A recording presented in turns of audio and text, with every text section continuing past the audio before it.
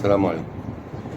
انت حضرتك وحضرتك مبسوطين ان فرد تأمين يقتل جنود مسالمين على الحدود؟ مبسوطين قوي؟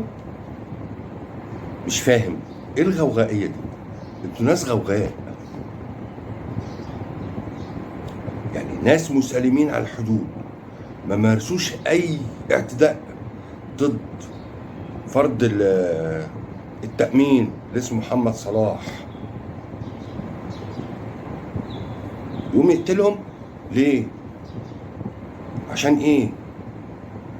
بصراحة وجهة نظركم دي وجهة نظر انت وهي اللي بتتفرجوا عليا وموافقين على الكلام ده غوغائيين، واما ارهابيين او مشروع ارهابيين.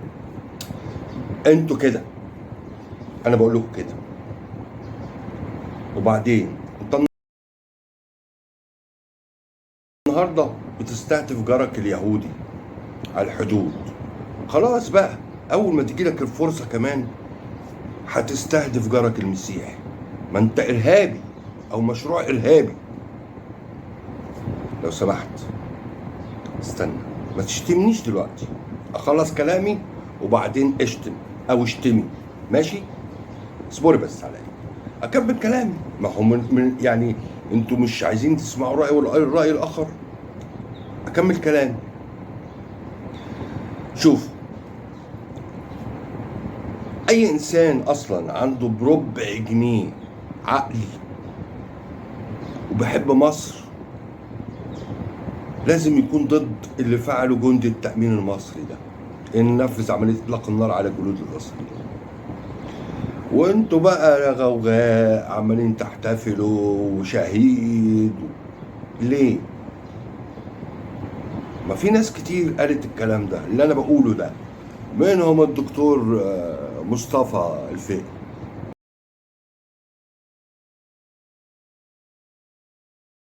قال انا ضد ما فعله الجندي المصري على الحدود. اشمعنى يعني اشمعنى انا؟ ما انا اقول اهو انا كمان. انتوا زعلانين ليه؟ لو سمحت انا خلصت كلامي، ما تشتمنيش. استنى بس، استنى اصبر. الكلام ده مش بتاعي ولا انا اللي قلته، اللي قاله دي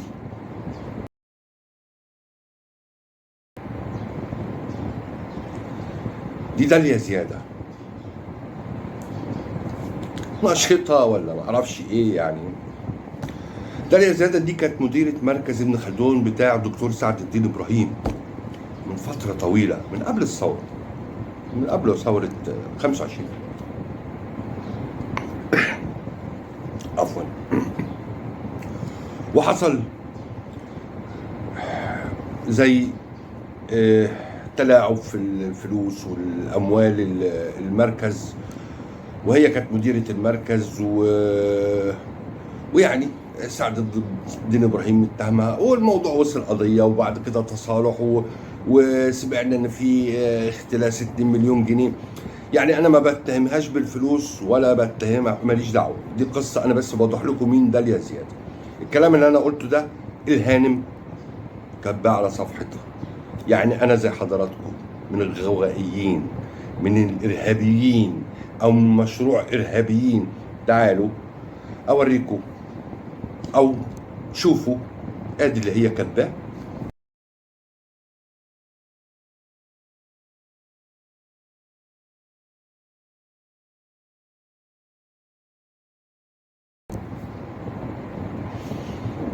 وبعد كده هنشوف الأسوأ. الأستاذة عاملة لقاء مع قناة 11 الإسرائيلية، واكتشفت إن ده مش أول لقاء مع الصهاينة.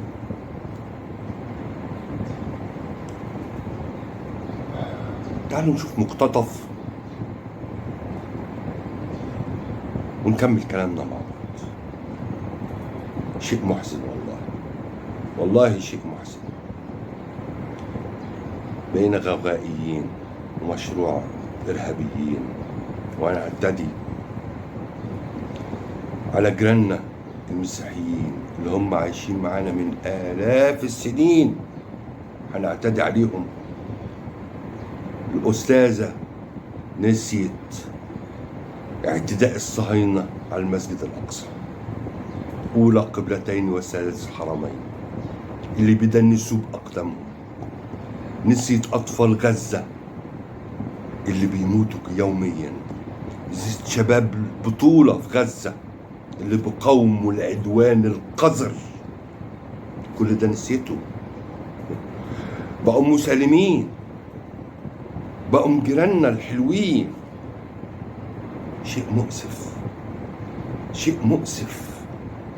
لكن هقول ايه؟ حسبنا الله ونعم الوكيل في كل هذه الاشكال، في كل هذه الاشكال اللي بتنتسب للجنسيه المصريه، او بتنتسب للعرب، او بتنتسب للمسلمين، او بتنتسب لاي حاجه، او بتنتسب للانسانيه. عيب يا داليا زياده، ما تزايديش على الناس. كل ده عشان تقولي الناس بره انت من انصار السلام، وتجيلك بقى فلوس بقى من المنظمات اليهوديه ومن بره الشغل ده ما ينفعش يا داليا زياده. عيب، عيب. اتفضلوا نشوف الأبلة الأستاذة الكبيرة بتقول إيه مع القناة الإسرائيلية.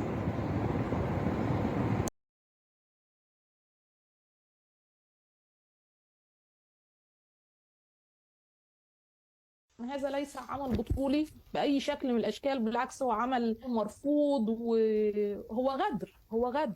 يعني لا يمكن. الكلمات الشجاعة التي قالتها لنا الكاتبة المصرية داليا زياده حول الحادث الصعب والذي وقع على الحدود في نهاية الأسبوع وأدت إلى مقتل 3 من جنود الجيش، نشرت مقال طويل في الفيسبوك هاجمت فيه بشدة العملية. كتبت البوست على الفيسبوك بتكلم فيه إنه يعني احنا نشعر بالأسى على الجنود المفقودين او الذين تم اطلاق النار عليهم. تصرف اهوج من فرد واحد ممكن يضر بالعلاقة ديت بشكل ممكن يؤذي البلدين ويؤذي كل الاطراف، كان لازم يدان يعني. في المقابلة معنا من القاهرة هي قالت أنه لم يمر وقت طويل حتى بدأت تتلقى بيسيل من الهجوم والشتائم وبعضهم يصفني بالخيانة وبعضهم داخل يشتم وبس، شتائم طبعا بألفاظ.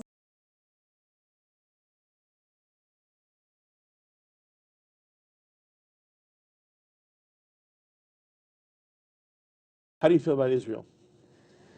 Well, it's a country that exists next to the eastern border of Egypt.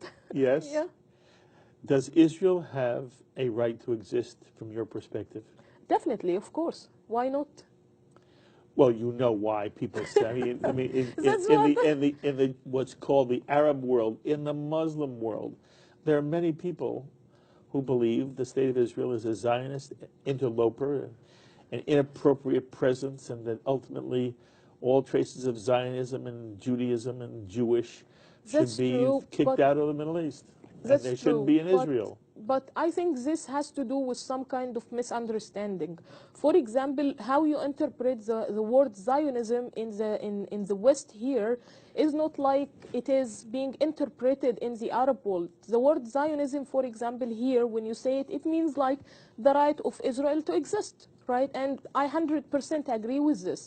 But in the Arab world, we were brought up, or we were told all the time in the media, in the school, everywhere, that Zionism means for the Arab world to be eliminated for the sake of Israel to be dominating the region. Of course, this is a complete different image. So that's why this misunderstanding is creating these prejudices between the two people. Yes, forgive me, it's much worse than a misunderstanding. It's a lie. What you were taught was a lie. And I want you to say to anybody that you know in Egypt, no, that's a lie. That's a lie.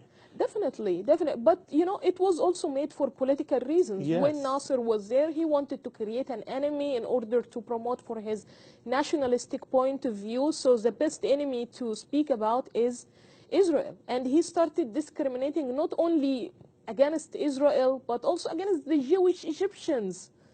Egyptian Jews, actually I met a wonderful Egyptian woman yesterday at the Jewish Center here, who is Egyptian, and she left Egypt during Nasser time, and she was explaining to me how many times they went to the notary public and tried to sign this paper saying that they won't have the right to go back to Egypt, and couldn't do it more than once. Can you believe this? I understand how painful it is. Actually, when she said this, I can't stop thinking about imagining or visualizing how horrible it is to be forced just to get out of your country simply because you are Jewish or you carry a certain religion. It's something really, really bad. And I wish she never had this experience, she or others. But, you know, this is what happened. And I think what's happening in the Arab Spring now would definitely help end this. And that's why I think the Arab Spring is not only good for the Arab world, but also for Israel. Because it's helping us stop looking at the Palestinian-Israeli conflict as if it is the end of the world, or as if it is the thing that will never be solved without having dictators in the region. Because our dictators all the time used to use this to distract the people from their real problems. Whenever, let's say, Mubarak or Morsi or whoever dictator wanted to claim a heroic role that they actually never had, they just bring up the Palestinian-Israeli issue. Whenever they want to feel secure or something in front of their people, or sometimes in front of the U.S., they just bring the Palestinian-Israeli issue without really thinking about a solution. You know, I don't see the two-state solution something so impossible, by the way. It's so possible, except that we had big obstacles that were making it or were stopping it from happening, you know. Now I see the chances for solving the Palestinian-Israeli conflict is much more possible.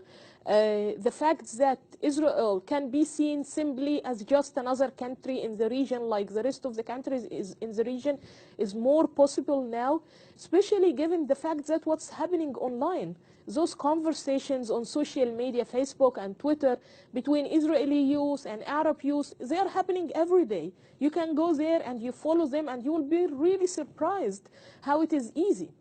A couple of weeks ago, we had this in our newspaper, like a headline, saying that Israeli military and Egyptian military are cooperating for operations in Sinai. And the people were very tolerant with this headline. No one criticized this. On the contrary, we were happy that finally they are cooperating. So I think while the Arab Spring is reshaping the shape of, or let's speak about Egypt, while we are trying to reshape the future of Egypt, we are also reshaping the future of the Middle East. And I'm sure the Middle East that will come next is more accommodating, more inclusive than the Middle East we've always had. Is there serious anti-Semitism still within the Egyptian people? There are still, of course, but on certain, let's say in the younger generation, we did not go through all the war and hatred, one war after another, and all the conspiracies that were happening before. So we don't somehow feel like we need to inherit this heritage of hate anymore. At the same time, as I told you, we're more future-oriented. We care more about the future, how to coexist together in the future. More pragmatic, if you can say, more than thinking about the issue from an emotional point of view. Have you ever been to Israel? No, actually, but I always wanted to. But why do you think you haven't been? Because this stamp, if I got a stamp on my passport, I would be always like treated as a spy in my country. In other words, you would be in some way risking something yourself if you went to Israel. And just think about that with me for a moment. I want to understand it better. You know, Sadat and Begin make peace. Yes. it's been called in the Jewish world a cold peace. Yeah. And it's cold because when in the euphoria, in the joy of when the peace treaty was first signed, there was a hope there would be an exchange of ambassadors and that tourism would flourish for both countries. Egyptians would come to visit Israel, and Israelis would come and visit Egypt. And there's a feeling within the Jewish world that that hasn't happened because Egypt doesn't want it to happen. And what you're saying is, even though it's generational, there is enough institutional obstacles of anti-Semitism or anti-Zionist or anti-Israel feeling that even though you would love to go to Israel, at the moment it's not pragmatically wise for you, correct? That's right. Yeah. Yes. Of course, it's not going to end just like that. It would take some time, especially that those laws that somehow prevent people from going to Israel or so are still there since Nasser time made this peace treaty with Israel. Actually, they remained there.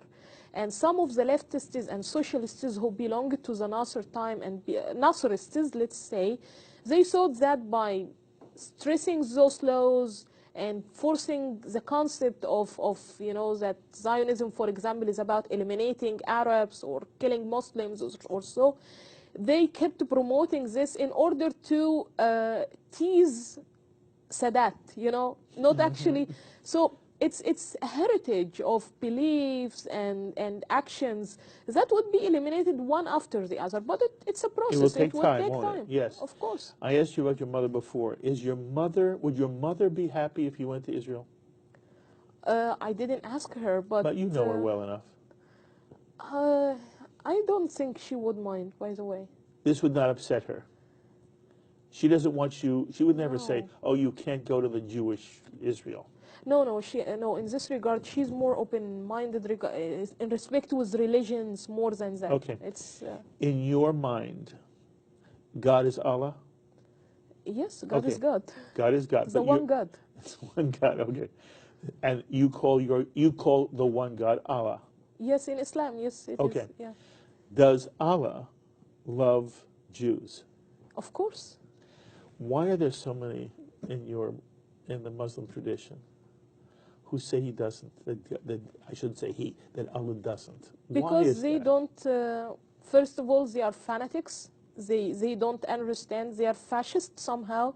They think they are the best people in the world and everyone else. Actually, they say the same thing about even Shia Muslims too. They say the same thing about Copts. They say the same thing about everyone. It doesn't count on Islam, and you cannot count them on Islam or say they are Muslims. They are just some distorted version of human beings that should not needs a lot of change in their minds. Okay. So there are many people watching right now. They're watching you. I think they're in love with you on Shalom Thank TV. you. Thank you. And they're both Jews and Christians and Muslims. We get emails from Muslims as well. I'm very proud of that fact. But I want you to talk right now to those who are Jewish who are watching. There are Jews who are concerned that everything that's happened in Egypt, the instability, what looks like chaos to the American, Yes. is in some way threatening the Egyptian-Israeli stability. What would you say to them? To what extent is there reason to be concerned? To what extent do you feel there's no reason to be concerned? Okay, of course what's happening in Egypt is very tough, definitely. But it's not to the extent that it would threaten something that is very big like the Israeli-Egyptian relations. Because again, now we're looking at the Israeli-Egyptian relations from a very narrow lens. It's not about, or let's say the relation between the Jewish people and the Egyptian people goes very backwards. You have us in your Bible, actually. And we have you in our history from the time of pharaohs. So it's not a new relationship. Somehow we are connected. At the end of let's say, the cluster of the family, we are connected somewhere. If you look at this, you will realize that we have gone through a lot of difficulties together as two peoples, and we ended up living neighbors next to each other. What we're going through right now in the Middle East is one of those episodes, another difficulty. that we will get over, and hopefully we will be telling stories about it later on That and would how be we get lovely. over. That would be lovely.